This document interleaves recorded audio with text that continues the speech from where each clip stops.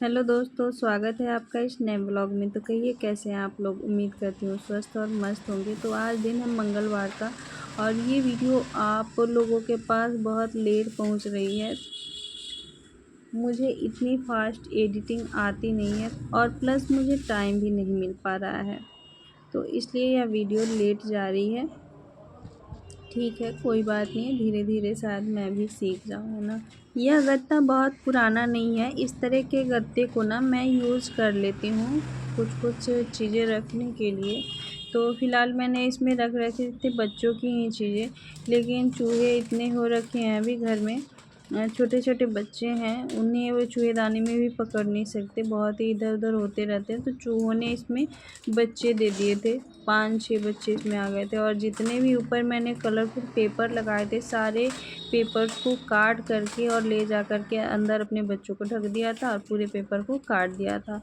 तो मेरे पास एक पड़ा हुआ था वॉलपेपर, तो मैंने सोचा कि मैं इसमें चिपका लेती हूँ, कुछ यूज़ में ये आ जाएगा।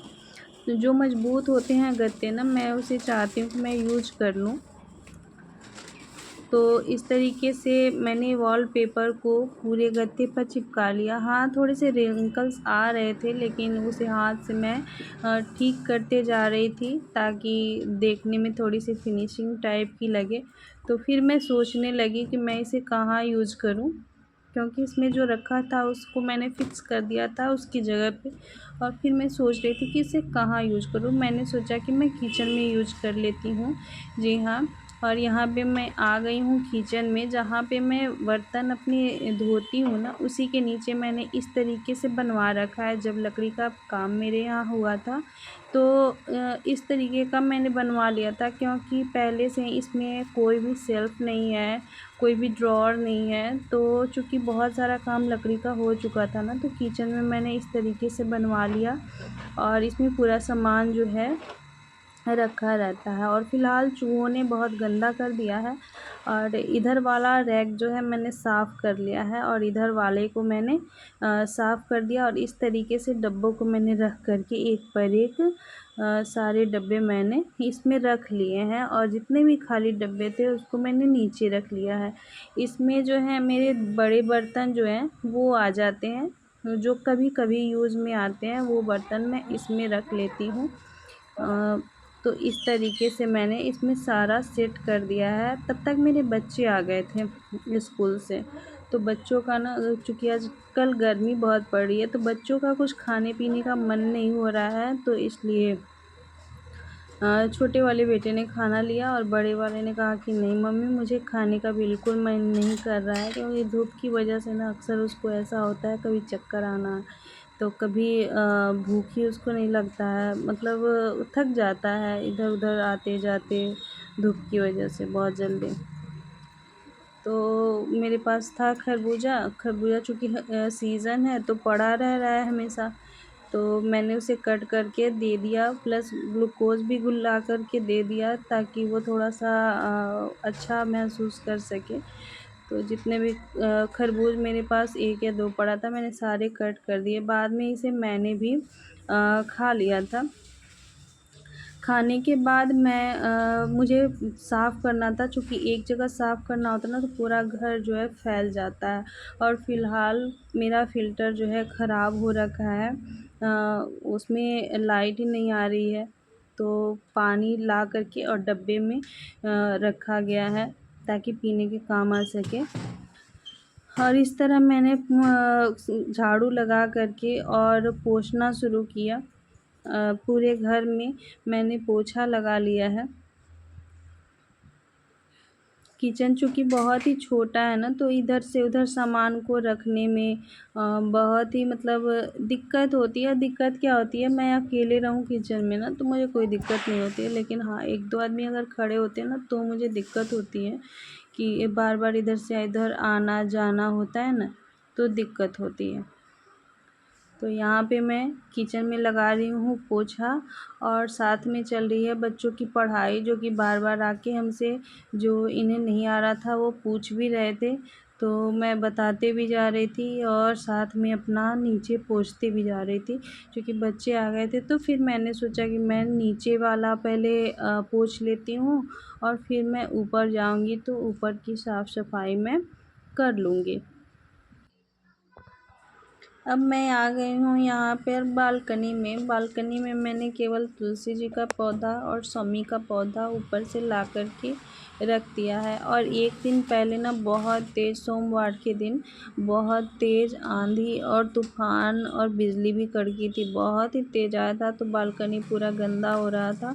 तो मैं एक जगह साफ़ करती हूँ ना, तो मैं सोचती हूँ कि पूरा एक ही साथ पूरा घर में साफ़ करूँ, पूरे घर में पोछा लगाऊँ, ताकि यहाँ एक जगह की गंदगी दूसरी जगह ना जा पाए। तो मैं यहाँ बालकनी में भी आ गई हूँ और मेरे 2 तुलसी के पौधे हैं, जो कि जिसकी डंडियाँ ना बहुत ही पतली-पतली हैं।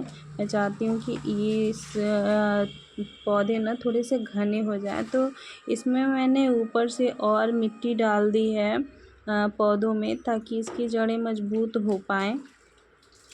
और शमी का पौधा भी यहीं पर है। शमी के पौधे में मैंने शंकर जी का जो शिवलिंग होता है ना, वो मैंने रख रखा है। यहीं पे मैं अगरबत्ती जलाती हूँ या फिर पूजा कर लेती हूँ। ये मैं वाइपर से पानी निकाल रही हूँ ताकि जल्दी सूख जाए। बहुत ही गंदगी फैली थी बालकनी में। इसमें तो वीडियो में तो नहीं लग रहा कि इतनी गंदगी है, लेकिन एक बार पूरा पानी निकालने के बाद, बहुत ही गंदा पानी था, तो उसे निकालने के बाद मैंने इसमें फिर से पानी डाला। पानी डालने के बाद इसे वाइपर से मैंने सुखा लिया अच्छी तरीके से, ताकि यह जल्दी सूख जाए।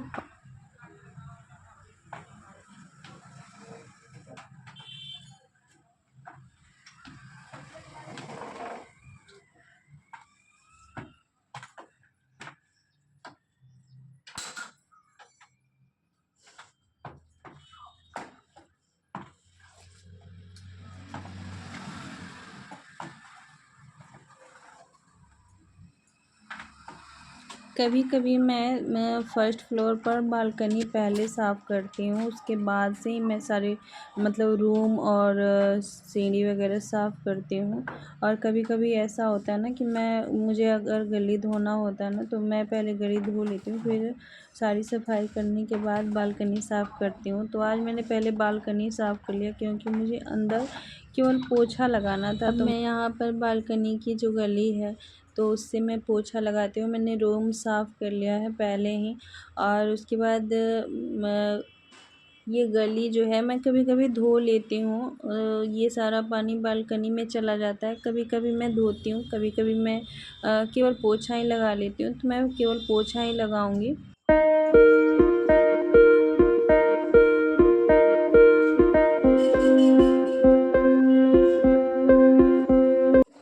इसी बीच बच्चों को मैंने दूध दे दिया था। बड़ा वाला बेटा मेरा दूध पी करके और ट्यूशन चला गया था।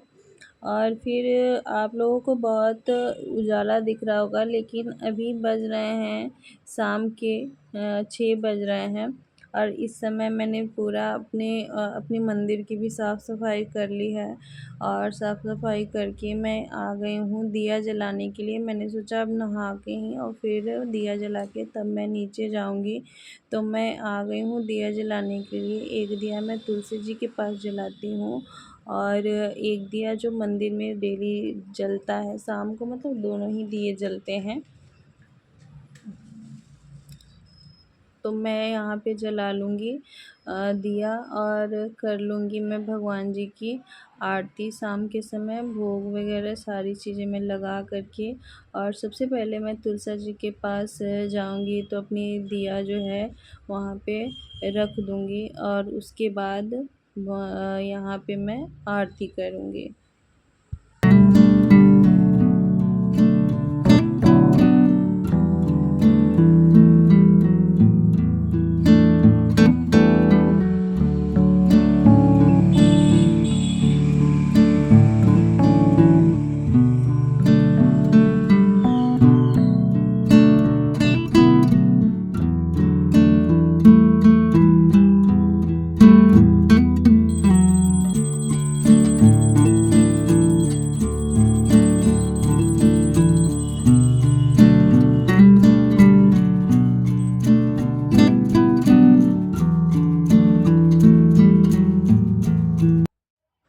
यहाँ मैंने शाम का दिया जो है जला लिया है। अब मैं जाऊँगी नीचे। मैंने दरवाजे भी ऊपर के बंद कर दिए हैं। दिए जलाने के बाद कुछ देर बाद मैं दरवाज़ों को बंद कर देती हूँ।